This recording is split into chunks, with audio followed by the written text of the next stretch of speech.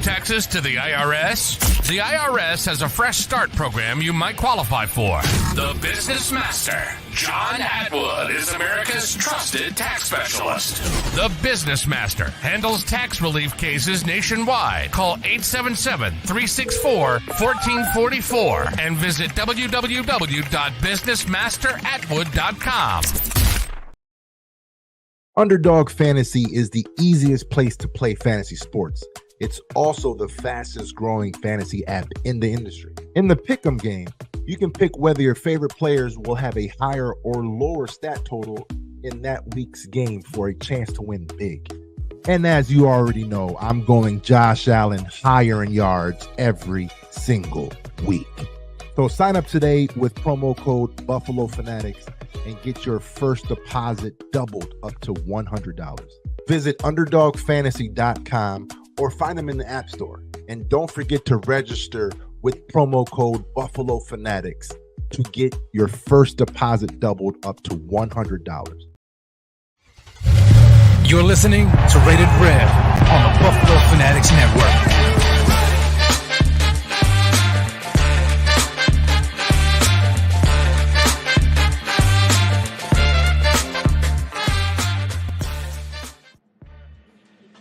What is going on, Buffalo Fanatics?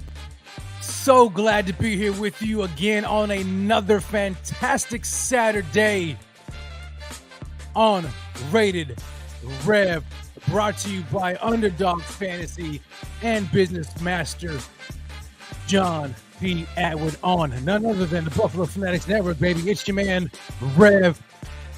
Hop in here, do me this favor, smash that like, hit the subscribe button, and let's get this thing popping, baby. I'm so excited to be here with you guys today. Beautiful Saturday. I don't know where you're watching from, but drop that in the chat right now. And hey, if you guys are on the Northeast, man, prayers to you guys. Yo, it looks like it's going to be a rainy weekend for y'all. As Tropical Storm Ophelia, is that her name? I be getting confused with these names now. But Tropical Storm Ophelia rolls into town. Could have some implications on the Bills Commanders game and others as well. We'll talk about it here a little bit later. But again, welcome. Smash that like, hit the subscribe button. Let's go ahead and get this thing popping, baby. Let's go ahead and get this thing popping. I want to jump right into it right now because we have a jam-packed show for you guys. Today on Rated Rev. A lot of news going out right now. But before we get to the news, is anybody in here watching or listening, the college football fans? Because today there's like a great slate of games right now. I'm an OU fan. And so right now we've got OU and Cincy set to play right now. There's a ton of other games going on today. Like sit back and relax. Enjoy your Saturday. Enjoy the amazing games that are coming on right now. Later on this afternoon, I'm a huge Coach Prime fan. I love him. I've been a fan of Prime for a long time. So it's not like I'm just jumping on the bandwagon and nothing like that. I really respect the man and what he's doing, what he's been doing, even back in Jackson State. And so I've got a lot of respect for what he's doing right now in Colorado. And that's a big game they've got today as they play Oregon. Oregon Ducks coming to town, but they're going to be without Travis Hunter, so that's going to be a huge task for Colorado. I don't think many people really expected Colorado to really be sitting here at 3-0 right now anyway. But I'm not saying they're going to lose this game, but I think this part of the season right now and their schedule is going to be very challenging, to say the least. We're going to see what they're made of starting today against Oregon Ducks, and the next week they're going to play host to USC. So it's going to be a challenge for Colorado, nevertheless. But again, a lot of good games coming on right now, as Cincy is getting on the field right now against OU. I'm excited about it. What is your favorite team? If you guys are college football fans, who is your favorite team? Drop that in the chat. I want to know if you guys love watching college football. I'm seeing Auburn in here. I see Colorado going to beat the Ducks today. Asking if hey, wouldn't that be something if Colorado delivered the upset today with Travis Hunter out? I don't think the national media pundits, man, will be able to handle the level of Coach Prime pettiness. You know what I'm saying? If they manage to win this game today, never say never. It's going to be a huge task, but you just never know what happens and what could happen. John L says, yo, Colorado's plus 650 last night and it's plus 150 Ducks right now. I'm telling you, man, look, hey, it's going to be a game. It really is. One thing I will say about Colorado, man, is they're poised. Like they're very, like that team is, and that team is very, very resilient, right? Very resilient.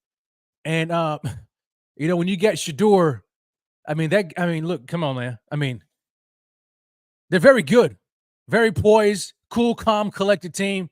So far they kind of remind me of the 2018 Buffalo Bills or 2017 Bills. Sean McDermott's first year with the Bills, and how they kind of really just overachieved that year. There were very low expectations for Sean McDermott coming in his first year, and the Bills overachieved, broke the playoff drought, you know what I'm saying, and played a lot better than many anticipated, right? And so that's kind of where I see Colorado right now. And Coach Prime's first year, they're overachieving so far. 3 games in, they're 3-0, had some pretty good wins. You know what I'm saying? And so we'll see as the season progresses how they fare. But needless to say, Coach Prime has got these guys exactly where they need to be, and they can. The sky's the limit, man. They can only get better from here on out. I see John. John Sorivon comes and says, yeah, I like what Prime is doing, but I think they'll lose again. Against Oregon, but not by 21 points. Yeah, I don't know. They got a defensive issue, man, in Colorado, and an offensive line issue.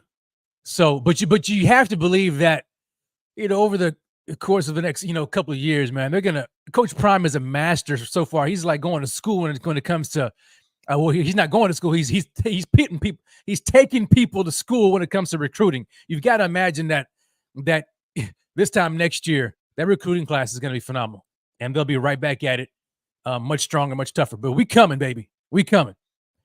So yeah, I'm trying to see. Okay, Snoop comes in. He's a USC fan. All right. So yeah, there's a lot of action going on right now in college football. And as I mentioned, I'm a huge OU fan, and I'm trying to catch glimpses of it right now as they're playing Cincinnati. But beyond college football, baby, we've got Bills football tomorrow. Bills football tomorrow against the Washington Commanders. My man Pierre says, yo, we coming. Talking about Colorado, but the Bills are coming too, baby. We coming, best believe. And so the Bills play tomorrow, FedEx Field, against the Washington Commanders. 1-1 Buffalo Bills against the 2-0 Washington Commanders. And as we get ready to kind of dive into that topic of conversation, I want to jump in right now and talk about Bills in review. Bills week in review. So the Buffalo Bills week in review, it kind of started weird, man. It started weird, and it was like, oh my gosh, you got to be kidding me. Tell me we're not doing this again. And what I mean by that is linebacker Christian Kirksey decided that he had enough. He decided he had enough, and he informed the team that he's retiring. Man, like, I don't know if the Bills can catch a break when it comes to this. We had. I mean, at least he didn't do it. He didn't pull a Vontae Davis by retiring at halftime in the middle of a game. At least he decided, I'm gonna wait. I'm gonna wait before we play a game. But man, the Bills have two players up and retired on them this year. And Christian Kirksey is the latest Buffalo Bill who was just in here for a hot, quick minute, decided, you know what, I've had enough. I'm going to go ahead and retire. And I wonder what it really was all about. You know what I'm saying? I have an idea of what I think it's about. But let me go ahead and just say it right now. I think Christian Kirksey was like, you know what, I came here to play. And Terrell Bernard said, nah, player, we ain't having it. I don't know what you think this is. I don't know if you think you coming here to take my job. But Bernard was like, nah, it ain't happening. You know what I'm saying? And so I think Christian Kirksey kind of felt some type of way about that. And coming in as a veteran, he thought, I guess coming off the street, like, hey, man, like, yo, this is my job. And Bernard had other plans. And Sean McDermott, I like what Sean McDermott said. He comes in, and Sean McDermott said, speaking of Christian Kirksey, he said, Christian Kirksey is a class act, and he made us better while he was here. Really, Sean? Like, I mean, what did he do? What did he do? Anyway, so he said he's a class act, and he made us better while he was here. Certainly understand his, the situation. He's played. He's used to playing, and he has obviously his reasons for it, and I respect him for it. Word for word from Coach Sean McDermott. And I like the fact that he said, he's played and he's used to playing. So that right there is an indicator that Christian Kirksey was in his feelings about the fact that he's not playing. He felt that as a veteran, he should come in here and play, especially over the likes of Terrell Bernard. It wasn't the case, wasn't happening. So he's like, all right, I got something for you. I'm gonna go ahead and retire. How about that? And Bill's like, all right, fine, go ahead and retire. Go ahead and retire. I got my man. Sean McDermott put his man on speed dial, and he hit up AJ Klein. Was like, yo, AJ, what's good, player? What you doing? Nah, nothing, coach. I'm just, I'm sitting here. What's up? So, in case you didn't know, man, Christian Kirksey decided to retire. Man, are you say what for real? Yeah, he went on and decided to retire. But hey, man, I know this. I hate to keep doing this to you, player, but hey, man, you want to play? Yeah, I mean, shoot, coach. I ain't doing nothing. I'm just sitting here chilling. Yeah. All right, I'll be there. All right, cool. That's how the conversation went. And the Buffalo Bills brought AJ Klein back. Oh, Mr. Reliable AJ Klein. Mr. Reliable AJ Klein comes back, signs to the practice squad, and so there you have it. Christian Kirksey was here for a cup of coffee, chunked the deuces at the Bills because he was in his feelings that he wasn't playing. The Bills let him go. Called AJ Klein and brought him back to the practice squad. There it is, baby. That's how we do it in Buffalo, in case you didn't know it. In case you didn't know it. But you know what else took place this week? Raiders wide receiver Davante Adams had something to say about Bills safety Taylor Rapp. I don't know if you guys caught it, but Bills safety Taylor Rapp in last week's game against the Raiders, got hit with the unsportsmanlike penalty, hitting Davante Adams in the back of the head, put him in concussion protocol, I think. And so Davante Adams took offense to it. And he had some words. And Davante Adams wasn't really feeling it, man. He wasn't feeling it. He didn't appreciate what Taylor Rapp said. And here's what Davante Adams said this week. He said, I don't want to continue to talk too much about it. But was it unnecessary? Completely.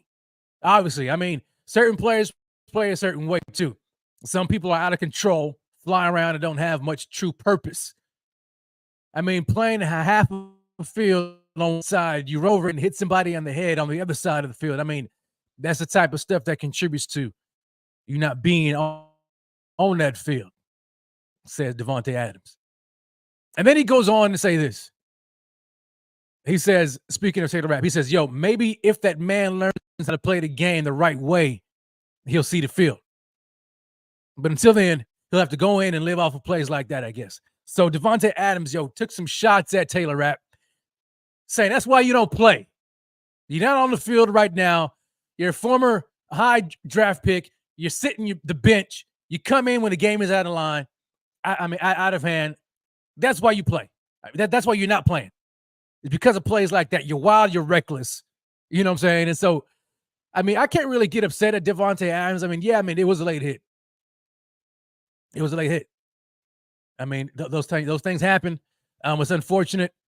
Glad that Davante is okay, and he's better. But yeah, I just thought that was interesting, man. And Taylor Rapp, he came back, and he would just basically, he just kind of took the high route. It was like, it was an unfortunate thing that happened. Glad that Davante Adams is okay, and there it is. So Taylor Rapp, man, getting clapped up by Davante Adams this week. Thought that was interesting. Oh, hold on. Something else happened this week. How could I forget? I don't know if you guys forgot about it, but I didn't forget. But golly, man, I guess it kind of slipped my mind. But it didn't slip my mind. In case you didn't know, this also took place this week. My man Josh Allen, Player of the Week, AFC Player of the Week again, off of his remarkable performance against the Las Vegas Raiders. He only completed 83.8% of his passes in that game, 274 yards passing, 3 touchdowns, and a passer rating of 112.5. That's just another day at the job for a guy who don't know how to play. All right? Come on now. We look at Josh Allen. This was his 11th time earning AFC Player of the Week honors in his illustrious but still early career. Actually eclipsing Hall of Fame quarterback Jim Kelly, who had 10. And then when you look at it, since 2018, Josh Allen has earned the most AFC Offensive Player of the Week honors or awards, beating Patrick Mahomes with 9, Lamar Jackson with 8, Derrick Henry with 7, and Joe Burrow with 5. So Josh Allen, this all this guy does is he just earns AFC Player of the Week honors. It's just another day of the job, right, for Josh Allen. It's just kind of what he does. But when you think about everything that's been said about Josh, and how this guy is he's regressing and he's not a good quarterback and blah, blah, blah, blah, blah. He just goes out and make a performance where he's AFC Player of the Week. Come on now. I understand it ain't no Super Bowl trophy, but the guy's good at what he does. Right. Shout out to my man, Josh Allen, for what he's done. And shout out to you guys in the chat right now joining me live. Yo, do me this favor, will you? Go to supportbf.com. Supportbf.com is where you need to be this season if you want to be plugged in to everything related to the Buffalo Bills and the Buffalo Fanatics. I'm telling you right now, man, the Buffalo Fanatics, we are taking this up to another level this season. Now, not only do you have content and shows from the likes of yours truly, on Saturdays, Rated Rev, but you got my man Rico coming in with the Rico Report on Tuesdays doing his thing, and then you've got it on Friday as well. And then you've got my man, Z-Bot Smoke Break on Mondays. And then you have to tune in on Sunday as the fellas hit you with the pregame show, and then my man Pierre the Kingpin with his live game day reactions, and then followed by Rico again for the post game. We got y'all covered. We've got y'all covered all week. And we've also got some things in the works as well. I mean, you've got the barbershop, right? You got that brand new episode that drops every Sunday evening. And so, I mean, I don't know what else you guys want. I mean, you want Bill's content, we got it. You got it. And there's other things in the works as well. We're going to have y'all covered, man. Every single day of the week, we're going to have you covered. And that's right here at the Buffalo Fanatics. So go to supportbf.com. Follow us on all of the social media platforms. I mean, you've got crazy content. You've got articles written from some of the best, some of the best content creators out there in the game right now, man. Amazing content. And you've got merch. So, yeah, it is what it is, man. That's what we do, man. From week to week, we bring you that heat, baby. So clear the table. It's time to heat. Let's keep it moving. Let's keep it moving, baby. NFL Power Rankings came out this week. Excuse me, I took a sip of my coffee. NFL Power Rankings came out this week. I don't know if you guys took a look at it or not. Yeah, like my man Pierre says, yo, hit it up, baby. Hit it up. Supportbf.com. No doubt. So NFL Power Rankings put out their power rankings this week. And I want to take a little bit of time to go through the top 10. Let's take a look at the top 10 and see where the Buffalo Bills landed in the NFL power rankings put out by NFL.com. And I'm going to go ahead and share my screen because I want you guys to take a look at it with me. So I didn't want to get into it too early in the season, right? But I mean, you figure 3 weeks in or approaching 3 weeks, I think it's a good time to kind of just kind of gauge what everybody else is saying. Where are they putting the Buffalo Bills right now in the NFL power rankings? And so NFL.com released it, and let me see if I can go ahead and get this thing to share. Where are we? Boom, boom, boom. You guys let me know in the chat if you can see it. It should be coming up here shortly. There we go. You see Derek Carr's face right there. So the NFL Power Rankings put out by Eric Holm. I'm sorry. Eric Edholm. This week. And let's just take a look at it. So number one on the list, off the top, you see the San Francisco 49ers. I don't think anybody is really surprised by that. I mean, the San Francisco 49ers, they look like that team to beat. Not just in the NFC, but really in the NFL. I mean, they're playing very well. I mean, when you got Brock Purdy, they don't even really need like a superstar quarterback. They just need in that system with Kyle Shanahan. They just need a guy who's able to manage the game and not make mistakes. And Brock Purdy has been doing that, right?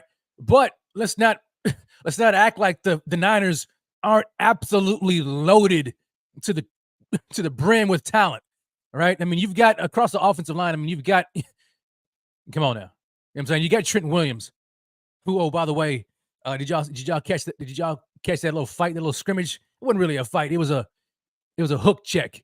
You know what I'm saying? That he laid on. What was his name, man? Who they played? Daggum. Ashawn Robinson. Thursday, right? And people were talking about, yo, did you see the hit that Trent Williams put on Ashawn Robinson? Yo, he punched him in the face, and how come the NFL didn't do anything, blah, blah, blah. Yo, Ashawn started it. You know what I'm saying? Go back and take a look at it. Ashawn, gave him a little chin check, and Trent Williams wasn't having it. And that's the guy you don't want to mess with. So anyway, so the Niners, you got Trent Williams, right? And then you got that offensive line, and then you have Christian McCaffrey, George Kittle, Deebo Samuel, Brandon Ayuk. I mean, this is on offense, right? Then you got Nick Bosa, Eric Armstead. I mean, this is a very talented football team. And so when you look at the San Francisco 49ers and what they've done so far in 3 weeks, 2 weeks, I'm sorry. No, 3 weeks, because this right here was before their shellacking of the New York Giants Thursday night. But they went out and beat the Rams, right? Beat the Rams, did what they had to do against them week 1. Who do they play week 2? Was it the who do they play week 2? Let me take a look at that. I completely forgot who they played week 2. It was let me see here. Let me go back to the full schedule. I want to take a look at it. Because I don't want to sound like a goofball who doesn't know what the heck he's talking about. Anyway, I've got a slow connection. But needless to say, the Niners are 3-0. Niners are 3-0. All right. I'm not going to go back and wait all that. This is taking too long. So Niners are 3-0 currently right now, and they are number 1. Okay. But now, oh, come on. Don't be tripping on me, internet. But this is when it gets kind of dicey. Okay. This is when it gets kind of dicey for me. And I don't really appreciate this. And I guess this is recency bias or just the NFL's just love fest, over this guy. But they went ahead and put the Kansas City Chiefs at number 2. So the Kansas City Chiefs crack the top 3 list of the NFL power rankings behind the Niners, and the Chiefs are 1-1. So they had a bad performance week 1 to start the season, right? And people were making excuses. Oh, well, they didn't have Travis Kelce, and they didn't have Chris Jones, and all the receivers were dropping balls. And so they come back week 2, against the Jacksonville Jaguars, and a gutsy win, right? Gutsy win against the Jaguars. But they went ahead and bumped them all up to number 2. I don't agree with that. I don't think they should be number 2 at all, especially not above the teams that we're about to see right here. Third place in the rankings, they got the Philadelphia Eagles, who are still undefeated as well. That team right there should be over the Kansas City Chiefs. Sorry, not sorry. I get it. They're the defending Super Bowl champions. They get this type of love. But come on now. That's the thing in the past. We're talking about this year right now. And after 2 weeks, 3 for some, you mean to tell me the Chiefs are better than the Eagles? No, not seeing it. Eagles undefeated. DeAndre Swift had a remarkable performance against the Vikings. That team is loaded again. And it looks like the Eagles are really just starting where they left off last year with Jalen Hurts and that run game. And then you get A.J. Brown, Davante Smith. These guys they're gonna be a problem. The Bills are gonna see them later on. But needless to say, the Eagles are 3rd place. They're ranked number 3 in the power rankings. And then you have at 4, you've got the Dallas Cowboys, undefeated as well. Another team that I would put above the Kansas City Chiefs right now. But, like I said, they're the Chiefs of the NFL's golden boys. So they're going to put them over not 1, but 2. Really not 2. We got one more who they got them over as well. But the Dallas Cowboys sit at 4 in the NFL's power rankings right now. And that team right now is doing very good. Defense is phenomenal. Lights out. Man, leading the charge of that defense, you got Micah Parsons, who's just, that guy's just nasty, man. That guy's nasty. And then you got 5th, the Miami Dolphins, another undefeated team. The Dolphins sit 2-0 right now, atop of the AFC East, mind you, as well. Would you put Kansas City Chiefs over the Miami Dolphins right now?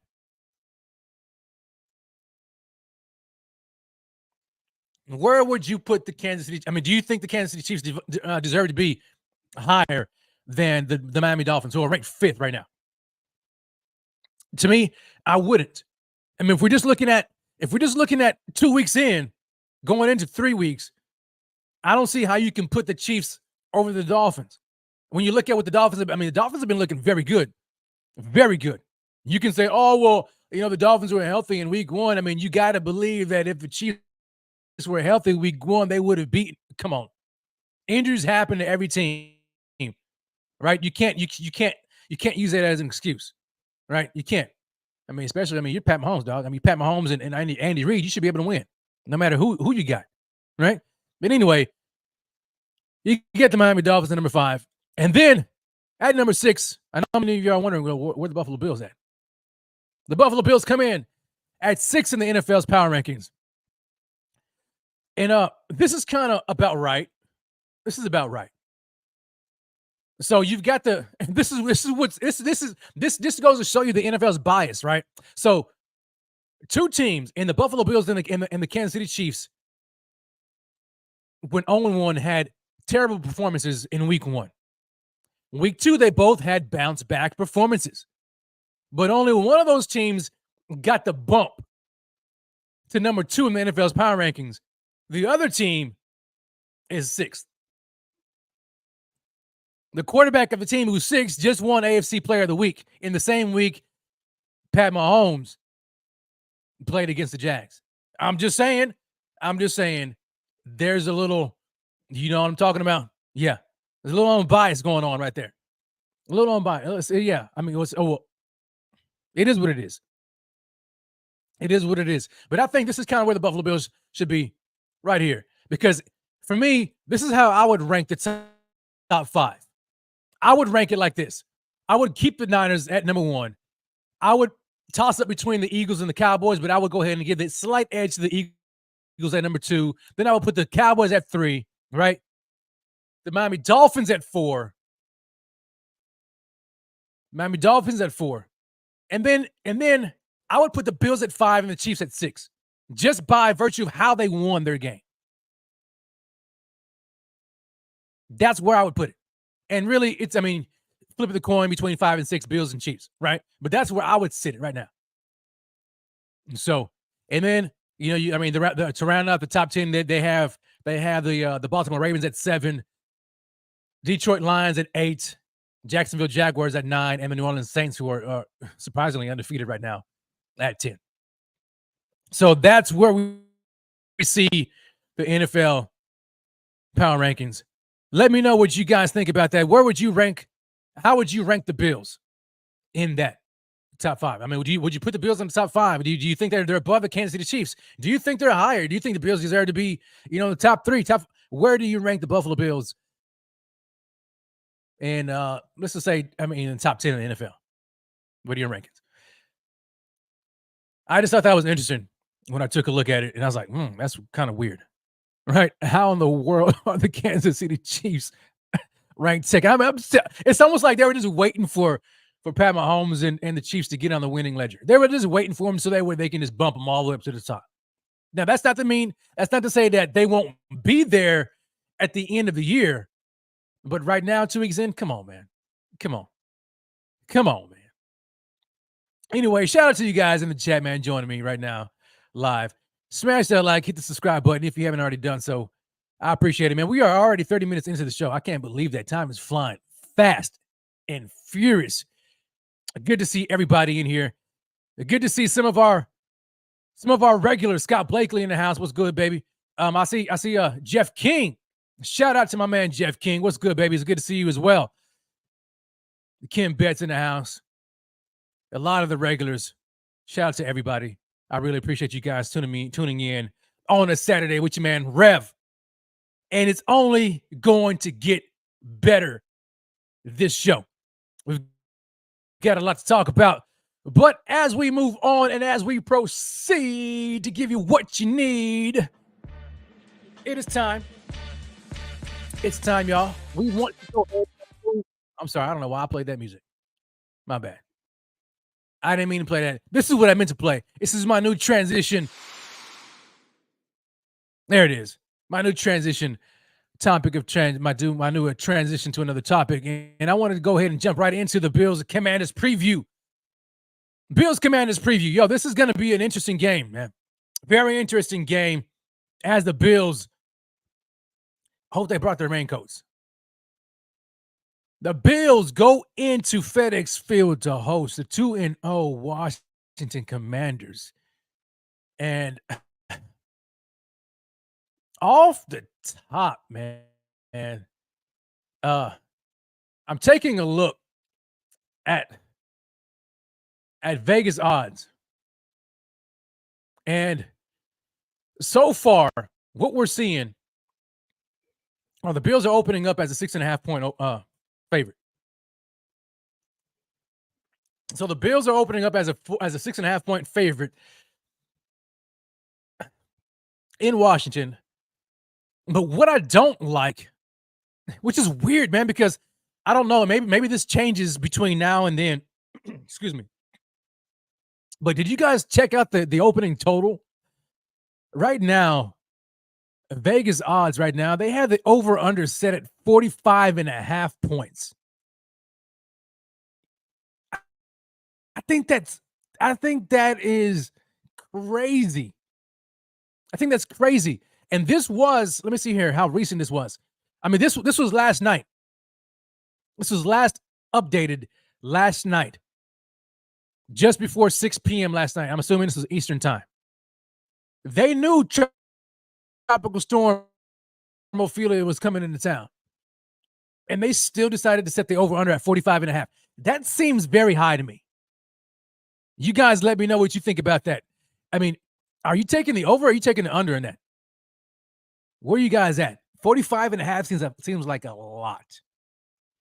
If, under normal circumstances, I like that.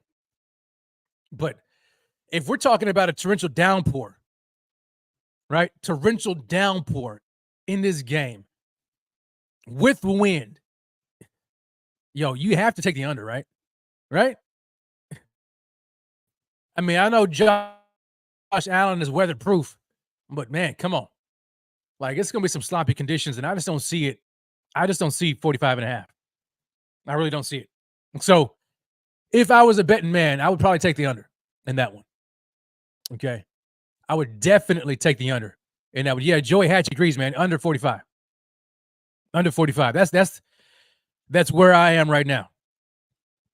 Now, Ishmael comes in. Ishmael asks the question. Ishmael's like, Rev, are the Commanders a real threat? Well, I'm glad you asked that question because this is what we're going to talk about, man. Are the Commanders a real threat? I think that any team can win on any given Sunday. But when you look at the Washington Commanders right now, you cannot really overlook them because from a talent perspective, they have talent, right? I mean, they're 2-0 for a reason. Say what you want about who they played, but they're 2-0, okay? The Bills are 1-1. But when you just look at the offense. First of all, offense led by offensive coordinator Eric Bieniemy, who I think is a fantastic offensive coordinator, and he's got these guys humming. Okay. That offense is going to go as far as their quarterback Sam Howell's going to take them. All right. And so far, Sam Howell he's looked pretty good, right? He's efficient. He's efficient. Nothing really spectacular, but efficient. And that's really all you need him to do. When you look at their weapons, they have weapons on offense, man. It starts with Scary Terry, right? Terry McLaurin. And you got Jahan Dotson, Curtis Samuel, right? Logan Thomas.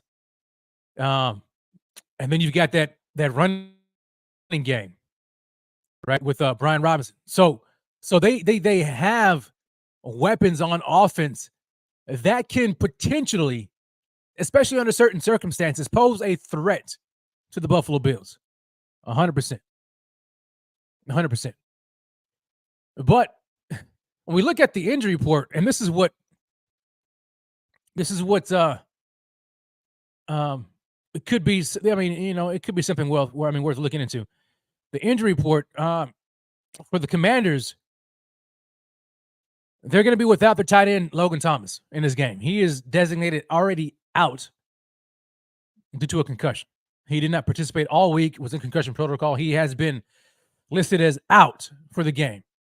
So that's going to be a huge blow to that offense who likes to utilize tight ends. Logan Thomas out. Advantage Bills, right?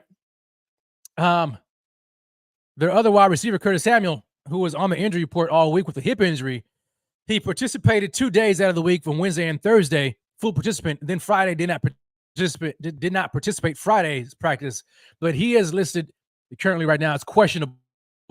Hold on. I take that back because I do believe that they updated it this morning. Let me go to, I'm sorry. The Washington Commanders, they put it out this morning and they updated their injury report and they said that safety Cam Curl and wide receiver Curtis Samuel have been upgraded to no designation and will be active this game. So that's an advantage for the Commanders getting their wide receiver Curtis Samuel back in action. So now you've got Terry McLaurin, Jahan Dotson, and Curtis Samuel all going to be active. That's going to be a challenge for the Bills because I mean you got Trey White, and I think it's going to be a good matchup. I don't know how much of a challenge it's going to be, and I don't mean to say it like and frame it in the way of saying like, man, the Bills, oh man, they better. I don't know if they're going to be able to match up well with these guys. I'm not trying to frame it in that way.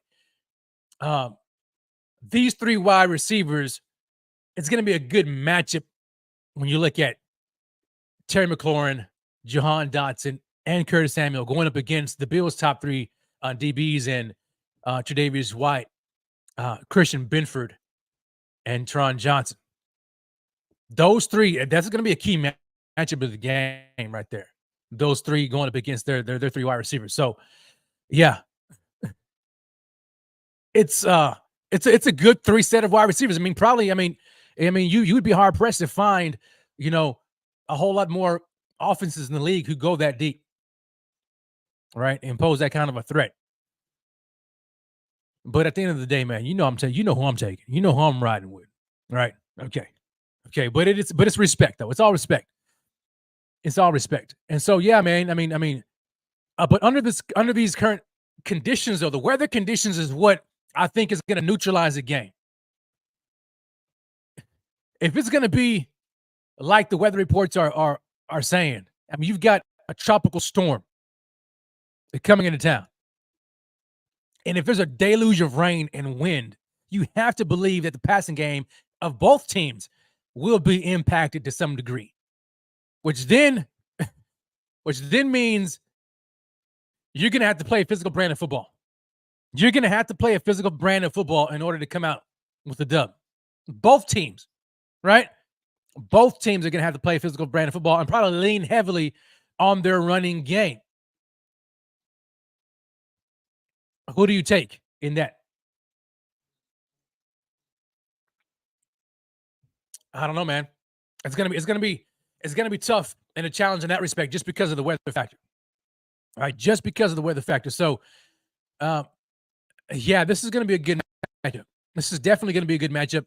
And I'm going through the comments right now, and I'm looking at yeah. So Joy comes in. He says, "Yo, the Commanders secondary gives up a lot of yards." Yes, they do. The Commanders secondary is they're not that good, right? Comparatively speaking. But again, it all goes back to the weather, man. Like that's an underlying component to this game. How's the weather going to hold? Is the weather going to hold up? Is the weather going to be conducive for Josh Allen and the Bills to really attack the weakness of the Washington Commanders, which is their secondary? If not, you have to assume that Ken Dorsey is going to test it and try to see just if Josh Allen's going to be able to do it, and that's probably going to be like a pregame thing, right? They already have the game plan, but they're probably going to have like a backup game plan too. Josh, hey, go out there, man, and see what it's like pregame. You know what I'm saying? Are you going to be able to hold on to the ball? Is it too much rain, too much wind, whatever? Hey, if it's crazy, all right, let's just go to backup plan. Let's go to plan B. You know what I'm saying? So I kind of see it in that regard. But if the weather holds up, then yeah, I think Josh Allen, the offense, is going to dice him up. All right.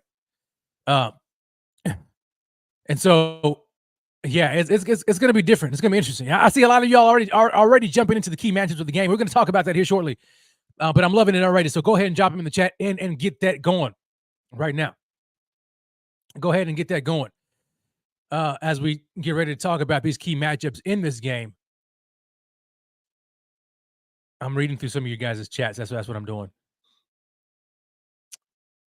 I'm trying to determine. You guys let me know. You guys let me know here real quickly. Is there anybody as we look at this matchup right here on the Buffalo Bills, they're coming off of this redemption game against the Raiders. You're right. Everybody kind of flying high, and glad that the Bills are kind of back at it again. Is there anybody on the Buffalo Bills that you think needs to do? Put up, shut up. It's like in my hand, I'm ruling. Is there anybody on the Buffalo Bills that you think need to put up or shut up in this game? Who has been kind of silent so far 2 weeks in? That really needs to do something this week. And it may not have been, and it really may not be that they haven't done much or done. It's just like maybe you want to see more out of them. You know what I mean? Maybe you just like, okay, I need to see more out of you this week. It's not like you haven't really done a whole lot, but I just need to see more. Who on the Buffalo Bills roster right now need to put up or shut up? Let me know. Drop that in the chat right now. I've got a player that I really need to see some more out of. Okay. And I don't necessarily know if it's his fault. I wonder if you guys know who I'm going with. I don't know if it's really his fault. It could be a fact that he's just not being used enough. And for me, let me go ahead and put this. What I want to do is I'm going to type it I'm going to create a banner because I want you guys to see who I'm talking about here. Put your candidates in the chat. But for me right now, it's Davante Hardy. It really is. And that's for no. It's not like for me, I think he's a bad player. For one, I actually think that he's not being utilized a whole lot. And maybe Ken Dorsey is kind of slow playing it. Maybe Dorsey is just like trying to ease him into the game plan. Or maybe it has a lot to do with the fact that Dalton Kincaid is that guy right now who's taking a lot of the slot reps and is a guy that they're leaning heavily upon.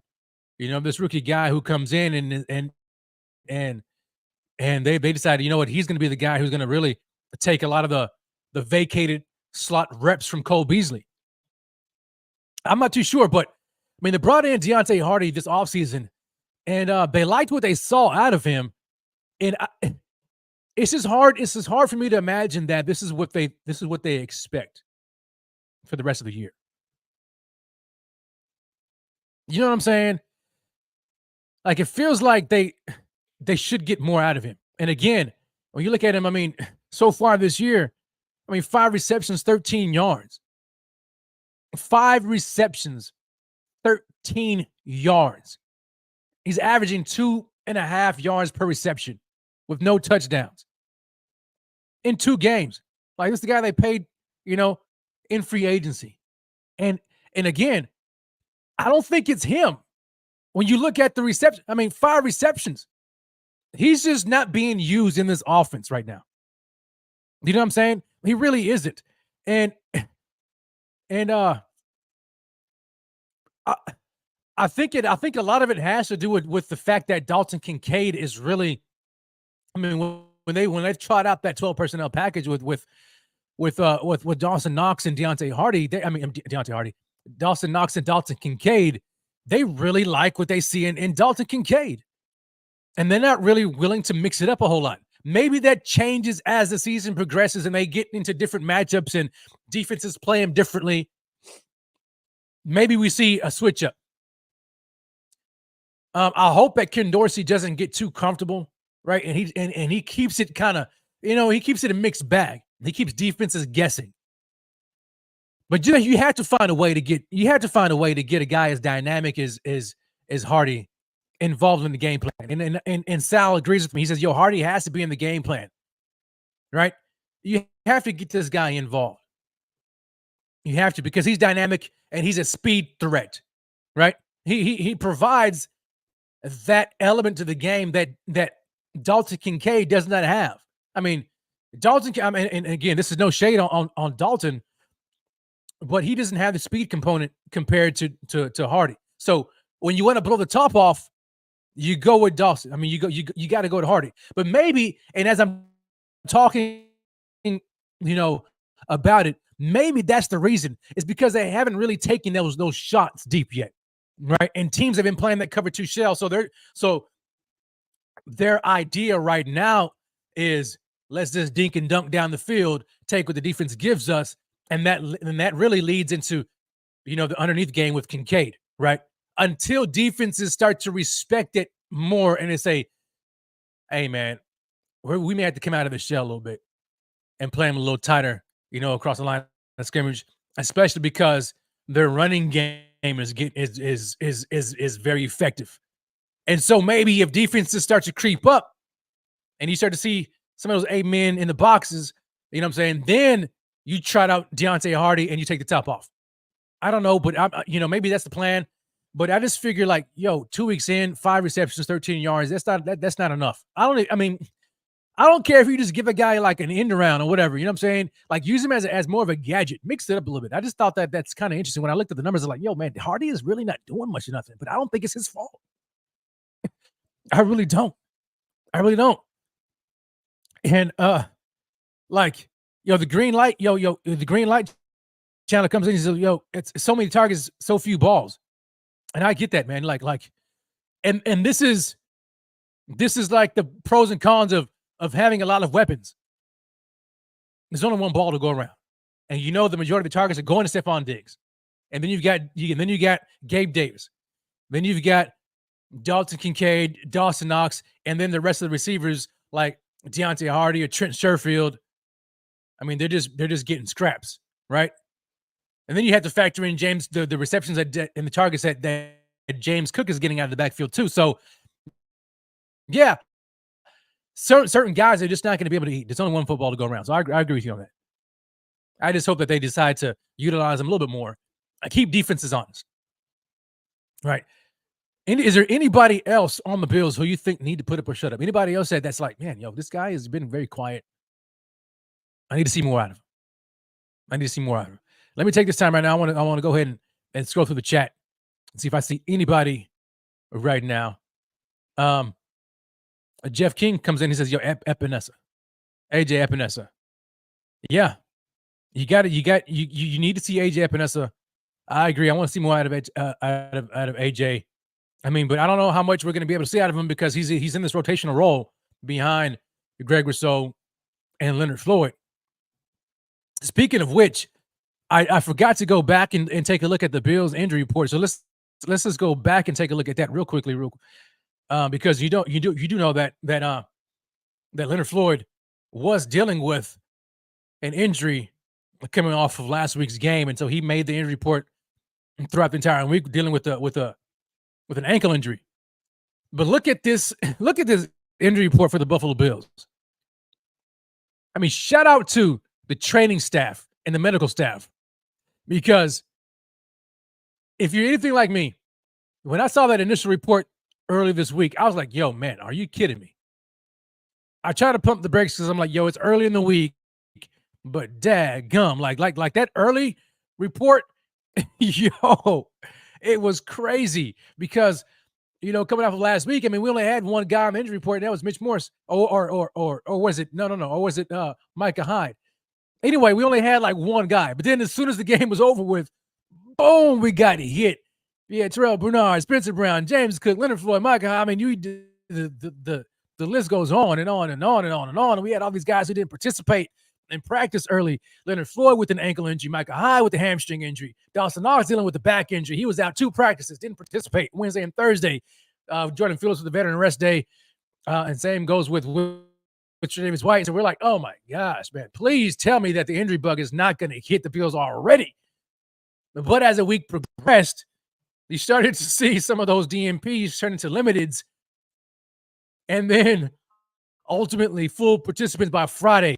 Man, I don't know what they got going on right now at One Bills Drive, but yo, give some roses to the Buffalo Bills training staff and the medical staff and the players as well for doing what they have to do to get back in, in tip-top shape. But we're looking at the Friday injury report, and right now, you've got full participants from all of these players. I mean, Terrell Bernard, full participant. Spencer Brown dealing with the shoulder, limited Thursday, full participant on Friday. James Cook, was out because of personal reasons, and Stephon Diggs made mention of it. He said that he was welcoming a new addition to the family, a new baby. So shout out to James Cook being a new father. Leonard Floyd, full participant on Friday. Micah Hyde, full participant on Friday. Dawson Knox, full participant. I didn't think Dawson Knox was going to make it. I really didn't. Now, obviously, the game status is still up in the air. We don't know. But if you practice on Friday, and probably unless there is a setback between now and then, they're probably going to play, right? But Dawson Knox, with that back injury, he kind of has a history of that, right? So the fact that he was able to participate fully Friday, I think Dawson was like, I think he smelt Dalton Kincaid behind himself and was like, he was like, I'm not finna give my spot up to the Rook. You know what I'm saying? Like he got healthy real quick. Maybe he saw Kincaid creeping. You know what I'm saying? Like tight end one is like, no, I'll play her. I ain't having it, because you got to believe that it was about to be the Dalton Kincaid show if Dawson Knox, if he didn't participate in Friday's practice. And so anyway, Kincaid, let me pull that back up. So anyway, you got Dawson Knox. He made a full participant. He practiced fully Friday, as did Jordan Phillips, because he was out with an illness, and then Trey White did not participate, veteran rest day. So, again, shout out to the Bills medical staff, training staff, and the players for getting themselves right. That is crazy. I can't remember that happening. I really can't. That was nuts, man, because I was like, I don't know about this one, man. It could be iffy. But they're back healthy. And so we're looking at possibly, a fully healthy Buffalo Bills team. And going back to my previous point, which is why I decided to go back and pull up an injury report, but it was about AJ Epinesa. Then Epinesa was going to be there, and he's going to be playing a lot of snaps. He and Greg Rousseau. But Leonard Floyd looks to be back on the field in this game, so we'll see how Epinesa fares. But I definitely would like to see more out of him, man. That being said, we are just under 1 hour into the show, and we are about to land this thing. We're getting very close. Because we're going to have a couple of my fan favorite segments coming up on My Momma, ladies and gentlemen, coming up very shortly. Matter of fact, just after the break, let's take this time right now to go back and let's get a word from our sponsors, and we'll be right back with all My Momma, my picks of the game, score predictions, and all that. Don't go anywhere. Let's keep it popping. We'll be right back. Underdog Fantasy is the easiest place to play fantasy sports. It's also the fastest growing fantasy app in the industry. In the pick'em game, you can pick whether your favorite players will have a higher or lower stat total in that week's game for a chance to win big. And as you already know, I'm going Josh Allen higher in yards every single week. So sign up today with promo code Buffalo Fanatics and get your first deposit doubled up to $100. Visit underdogfantasy.com or find them in the App Store. And don't forget to register with promo code Buffalo Fanatics to get your first deposit doubled up to $100. Look, are you a business or individual who owes a little tax? Yeah. To the IRS, Business Master has your back. They do. We'll sort your tax issues so you can go and live your life. Hey. Jumpy Outward has experience, he need right by your side. Give the Business Master a call if you owe taxes to the IRS at 877-364-1444. Welcome back, Buffalo Fanatics. It's your man, Rev. Smash that like, hit the subscribe button if you haven't already done so. Go to supportbf.com and follow us on every single social media platform that we have. if you want to keep it locked with the Buffalo Bills and the Fanatics. Let's keep it popping, baby. As I said before, and I'll say it again, I really appreciate y'all. I appreciate everybody, man, who's been tuning in and rocking with you, man. Shout out to everybody who's watching live right now in the stream, the chat. What's going on, baby? To everybody who's watching the replay, to those who listen to this via podcast, shout out to you all right now. Yo, my man Namdi, y'all got yo, so Namdi comes in, he's like, yo, Rev, you now doing jingles, big fella? Yeah. Hey, man, yo, I had to hook it up for my sponsors, baby. I had to hook it up, man. I had to hook it up. Yo, but if you owe taxes to the IRS, hit up, my man, the business master. Hit him up, baby. Hit him up. But anyway, yo, moving on, man. Let's keep it moving. Hey, you know what? I wanted to, no, I'm not going to do that. Let me scroll through here real quick. Hold on a second. I'm trying to find my stuff. Because we've got, I hope you guys are ready for this one, man. I hope you guys are ready. Because this is the moment when it's all about you. It ain't really all about me. This is the fan segment of the day, man.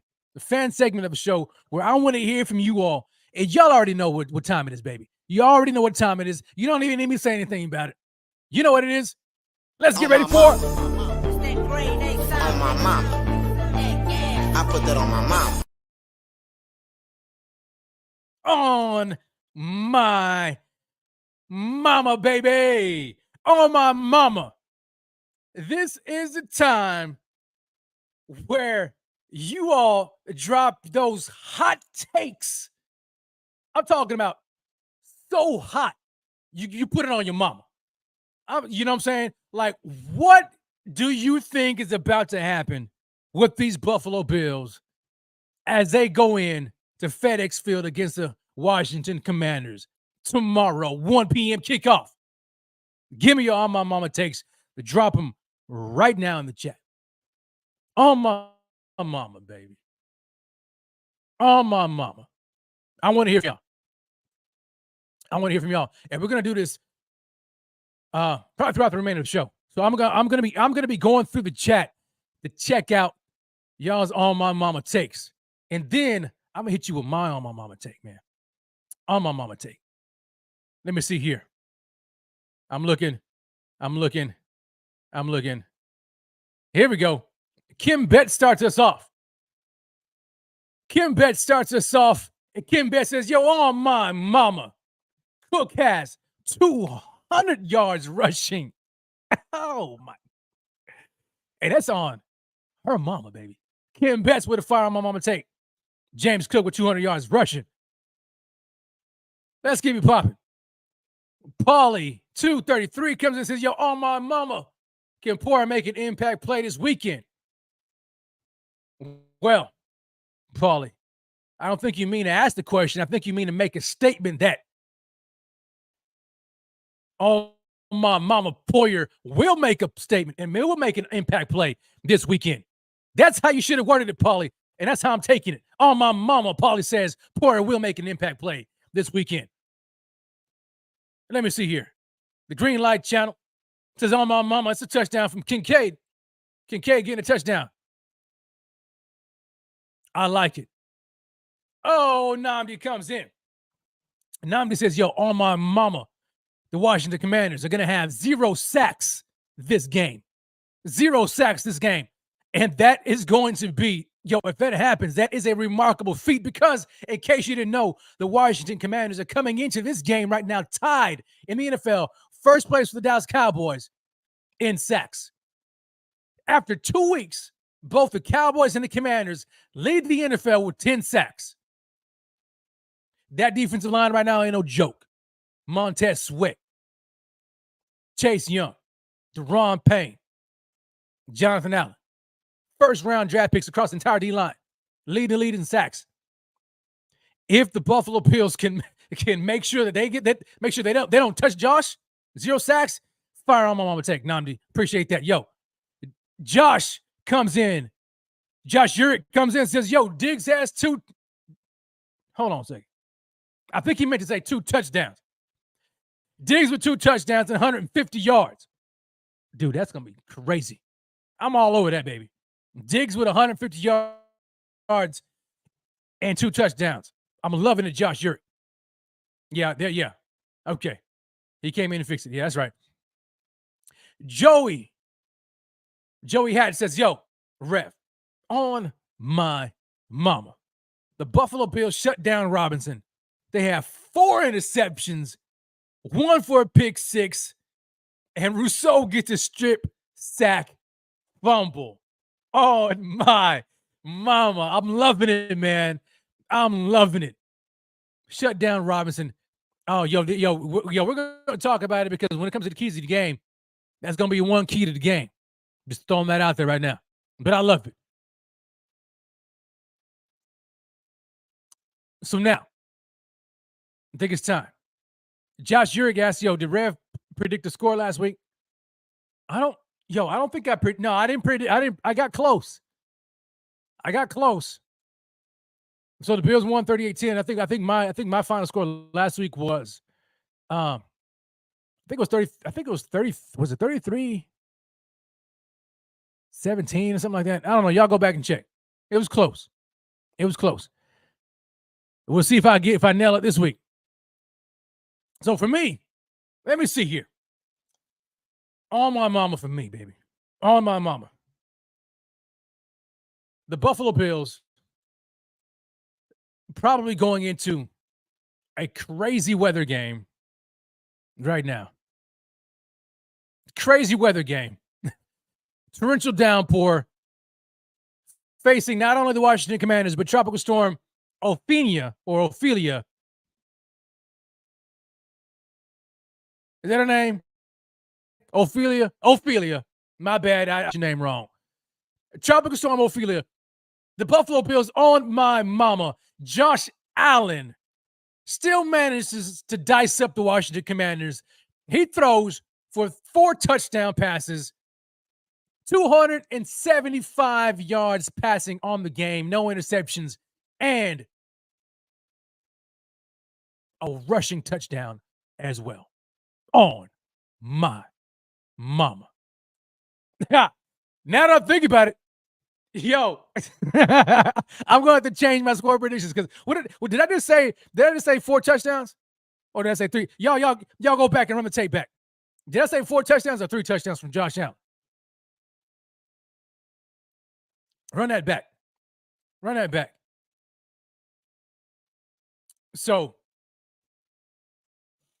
I think I said 4. Joey Harris says, he said 4. Golly, man. 4 touchdown passes? All right, bro.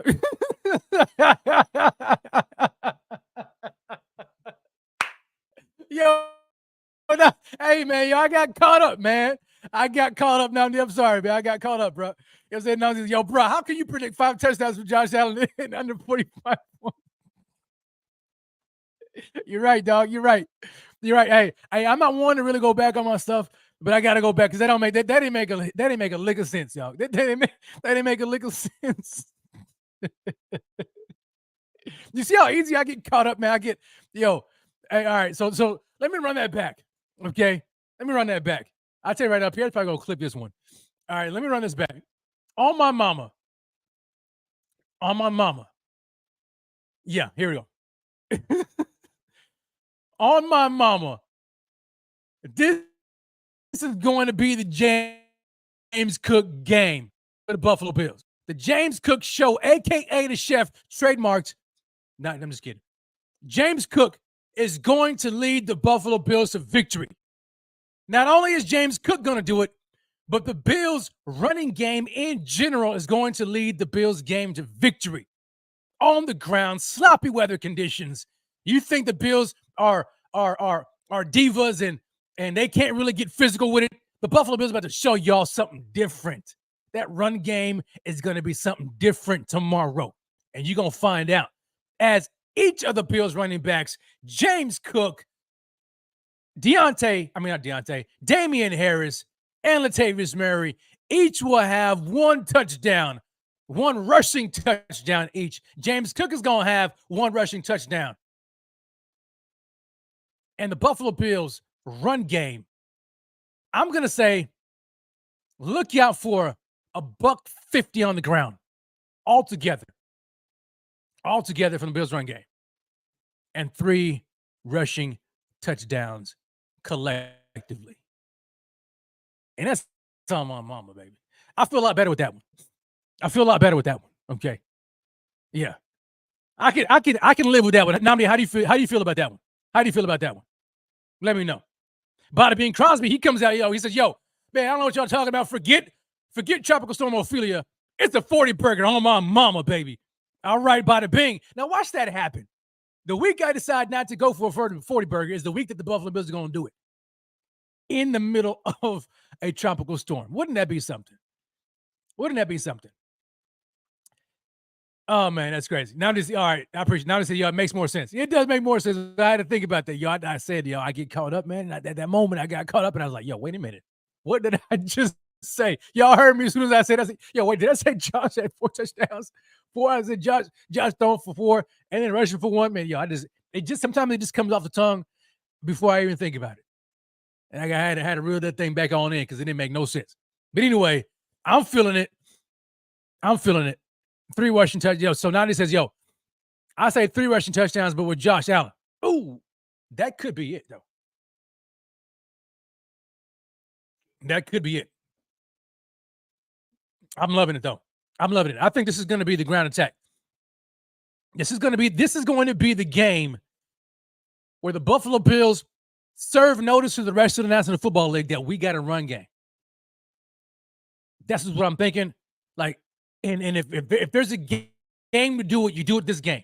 Going up against that defensive front and these weather conditions that could be, not so favorable for the passing game. If they're able to sustain a ground attack and that ground attack leads these Bills to a victory, man, oh man, what the rest of the league gonna say? What's the rest of the league gonna say about that, huh? What are they gonna say? They can't really say nothing. But you know who else? But you know who can say something? That's my man Jordan Poyer, because now is the time, baby, for the keys. Big dog! Big dog! Keys to big dubs. What is it going to take for the Buffalo Bills to earn a victory? What is it going to take? You guys drop that in the chat. I was reading earlier, and I closed it out because I wanted to see what the Commanders were talking about. I was reading, I had an article, and I was taking a look at some of the keys to victory that the Washington Commanders reporters were listening, because I want to listen at it from their perspective. I want to see what they think the Commanders need to do. Here it is. So let me just kind of highlight what they said. Okay, so this is on the Washington Commanders website, commanders.com. So this is what they're saying. 3 keys to the Commanders taking down the Bills. All right. Number one for them, they're saying limit Josh Allen's opportunities to escape the pocket. Okay.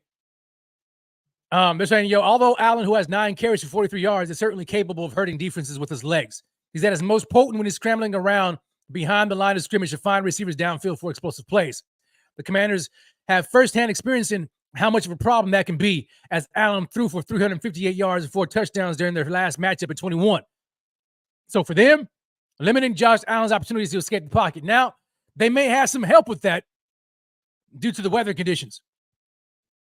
But that's their key number 1, limiting Allen's opportunities to escape the pocket. But they had the pass rush to do it, right? And the defensive line to do it. And so we'll see if it happens. I like that one. Number 2, they said, give Sam Howell time to throw. Give their quarterback Sam Howell time to throw.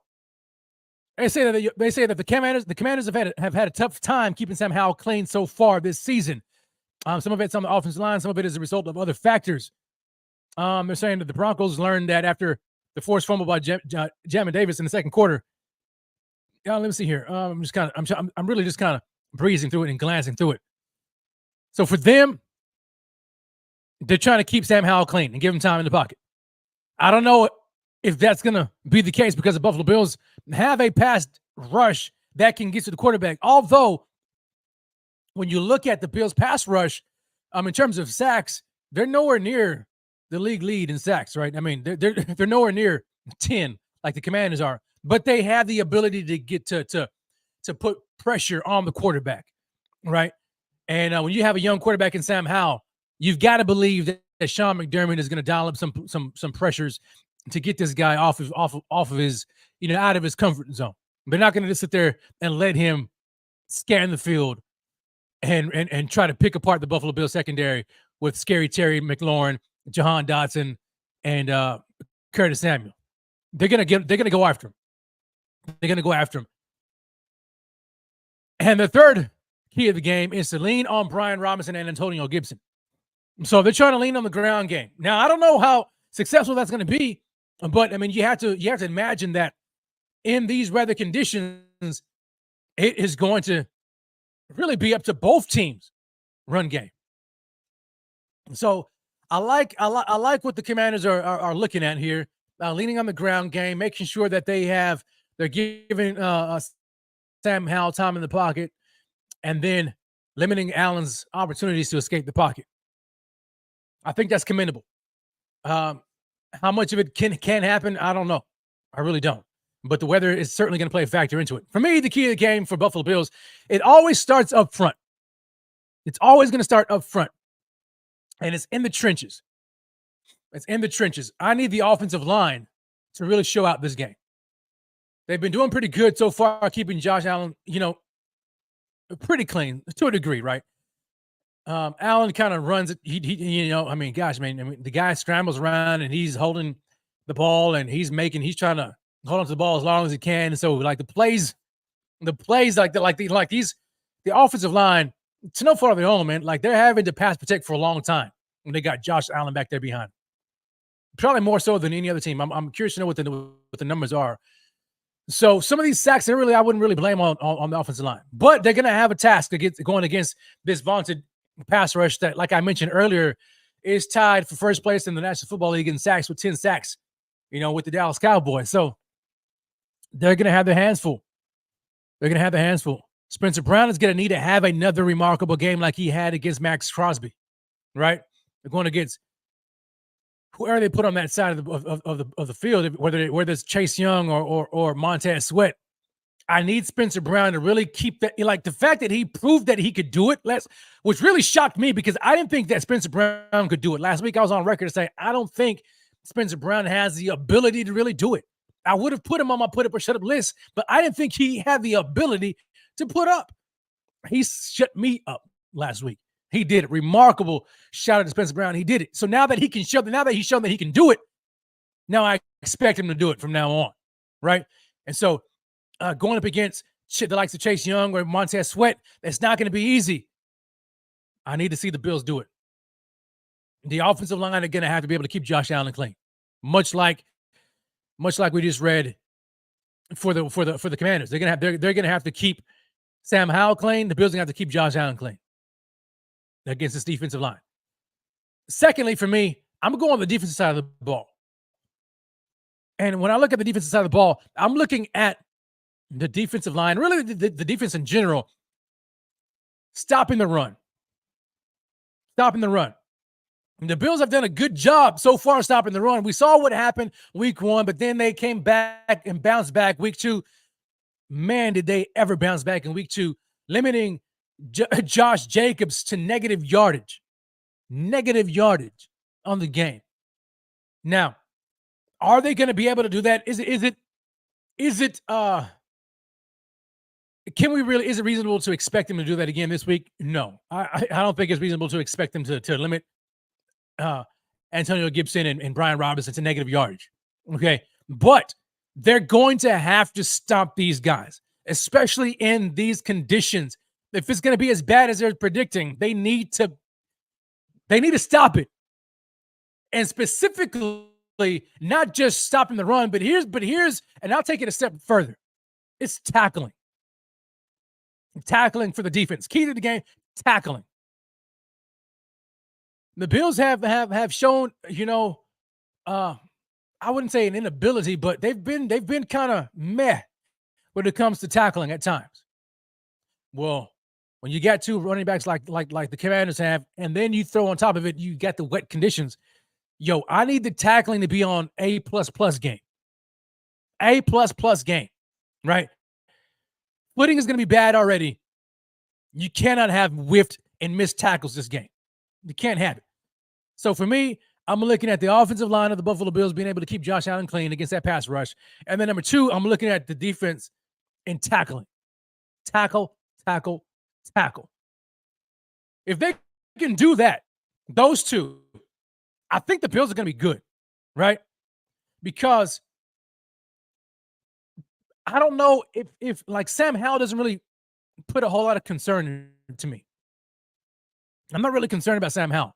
At the end of the game, at the end of the day, it's a quarterback league, right? It's a quarterback league. And unless you have a dynamic one or a freaking remarkable system in place like you see in San Francisco with Brock Purdy and the Niners,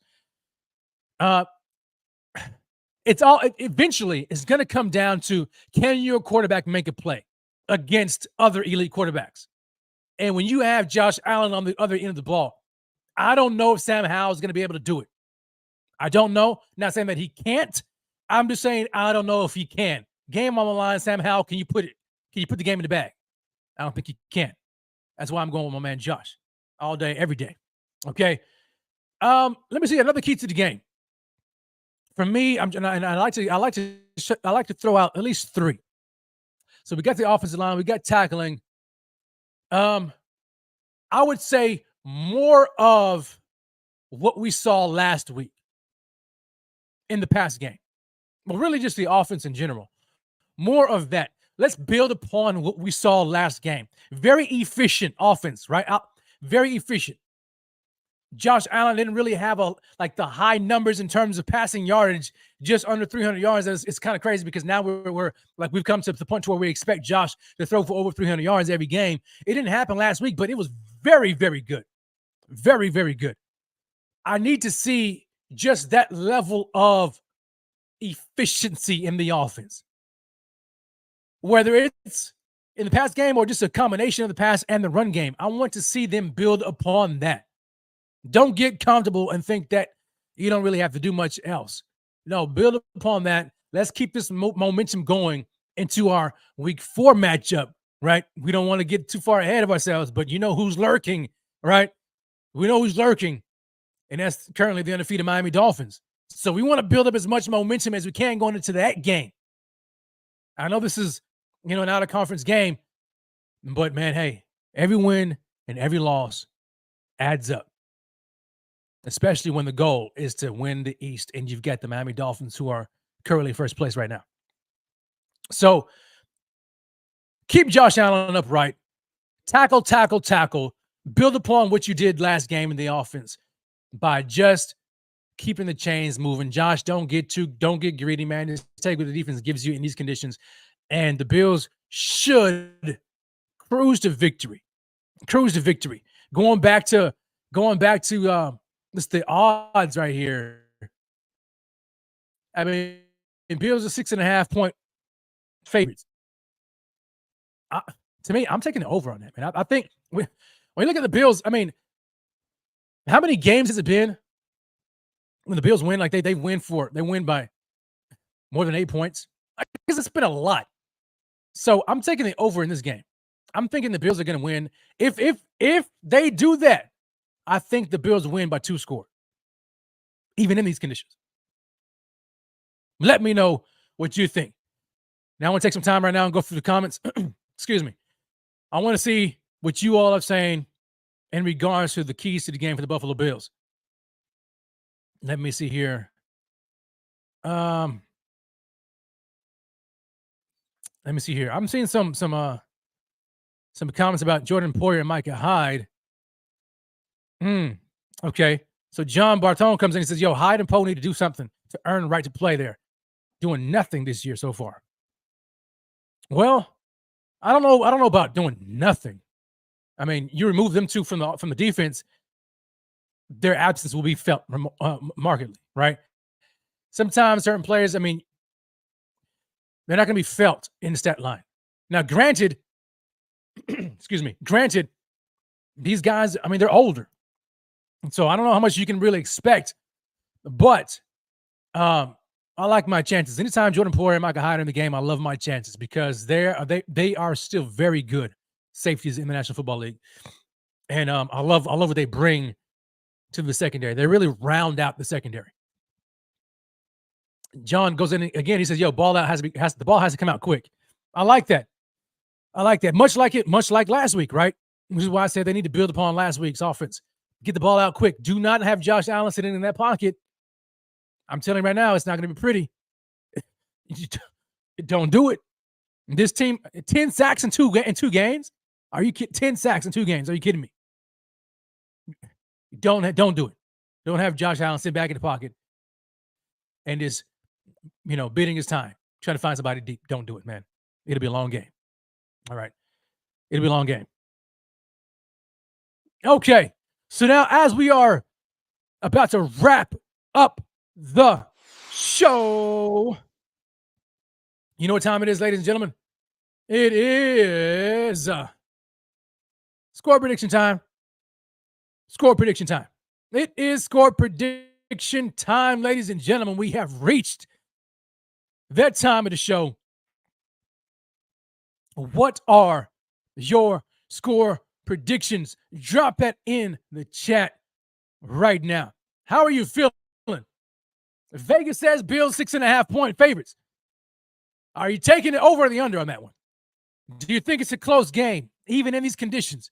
Do you think the Bills stretch that lead out?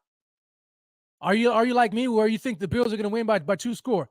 I'm thinking at least 8 to 10 point victory. What do you think? What do you think? Drop it right now in the chat. Here we go, baby. Here we go. I agree. Juan Castillo. Juan says, yo, we're top 5 in all passing defensive categories. Our safety play has been just fine. I agree, man. We'll be okay. We will be okay. Kim Betts comes in. She leads us off. Score prediction. She says, where'd it go? There it is. Kim Betts, 27-17. Kim, I really like that score. Kim says 27-17. I'm liking it. What else we got? Bill I Am comes in 41-13 Bills. Oh my gosh. 40 burger in the middle of Tropical Storm Ophelia. Golly, baby. Tropical Storm Ophelia ain't got nothing on Josh Allen and these Bills, baby. They're putting up a 40 burger, says Bill I Am. The Green Light Channel says 33-16 Bills. Come on, baby. You already know it.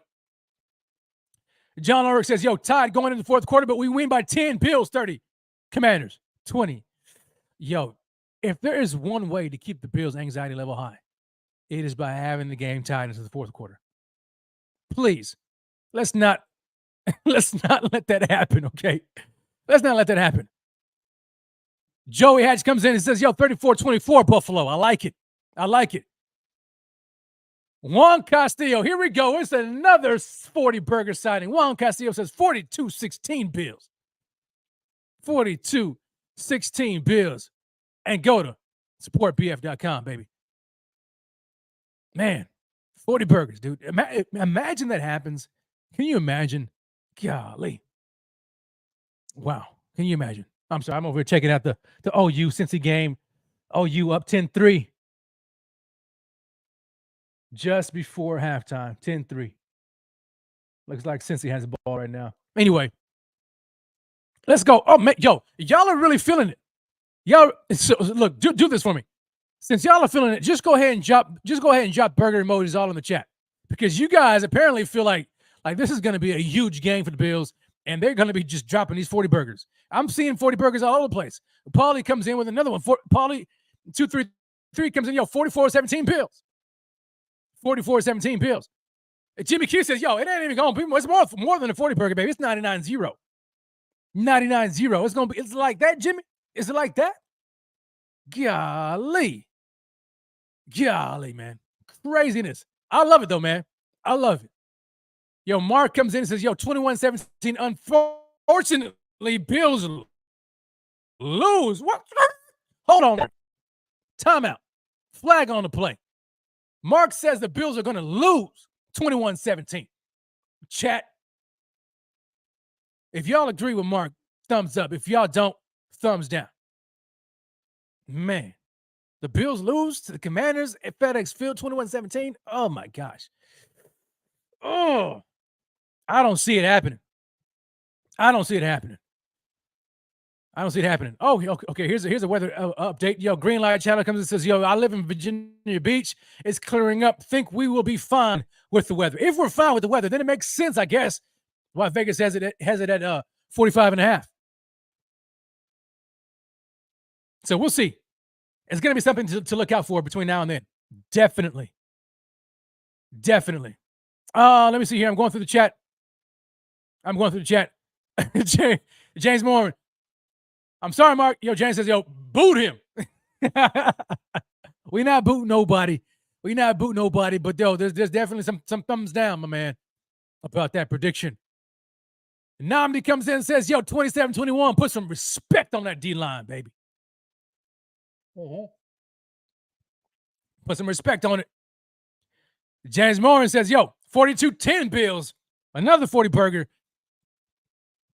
Yo, Rich G, yo, he says, yo, give me some burger with some fries, pizza, hot dog. Yo, sounds like somebody's hungry. And maybe it's the Bills are hungry for a dub. Big dub tomorrow in FedEx Field against the Commanders. They're going to win big. Baby. They are going to win big. Josh Ulrich, no way. 2020 tied? Okay. We'll see, man. 2020 tied into the fourth quarter. It's not going to be a tie. It's just not going to. We're just not going to have it. Rich G comes in and says, yo, 35-13 Buffalo. 35-13 Buffalo. Yo, hold on, pause. I just realized something. This whole time I'm doing score predictions, y'all ain't saying nothing. Your man been doing score predictions without my music in the background, dog. I've been doing this with no music in the background. Oh, man. And I done went through a whole lot. But y'all know I got to play some music in the background. Let me just go ahead and keep it playing. Here we go. Much better. There we go. Gotta have the music in the background. I'm straight tripping. So y'all keep on dropping your score predictions. I'm going to read them in the chat live right now. I think it's going to be a good game. Really, it's going to be a good game. I do not think that it's going to be tied in the fourth quarter. Man, you talk about some serious anxiety. Well, I can't have that. it. Sean comes in. Sean Reed says 24-17. Buffalo wins. Jeff B comes in and says, yo, 31-13 Bills. They get a touchdown and 2 field goal stops. Oh, they get a touchdown and 2 field goals tops. I read that wrong. My bad. Okay. That's kind of Jeff. That's kind of where I'm lying. That's about where I am, man. That's about where I am. So let me go ahead and drop my score prediction. For me. Score prediction, baby. I seen in my On My Momma take, my second On My Momma take, because I had to take that first one back. It was crazy. The Bills are going to be led by their run game. All 3 running backs are going to have a touchdown in this game. James Cook, Damian Harris, Latavius Murray, each with a touchdown. That's 21 points.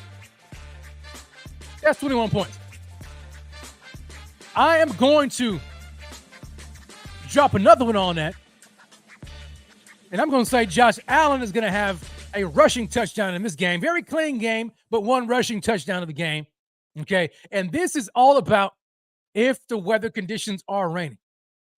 Okay. But I'm going to say the Bills win this game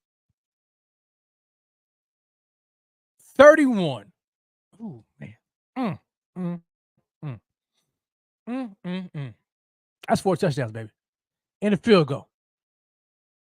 Now, you know what? Let me take the field goal out. 31-31. 31. Let's just keep it clean. 31. I kind of want to give them 17. I'll give them 20. I'll give them 20.